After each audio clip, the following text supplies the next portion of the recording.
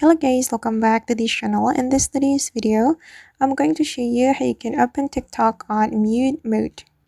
Okay, let's get into it. Here I have opened my phone. First thing first, we can open up our TikTok application.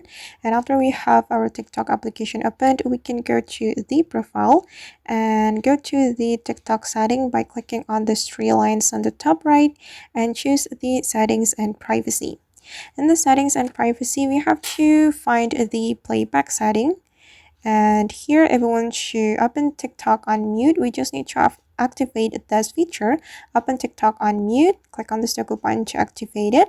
And right after you activate this feature, anytime you open the TikTok, the video on the TikTok will be muted by default.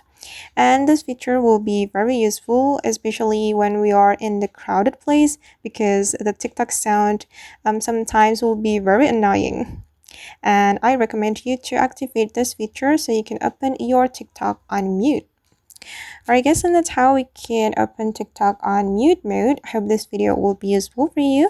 Thank you so much for watching, and if you found this tutorial useful, don't forget to hit the like button, leave your comments, and also subscribe to this channel.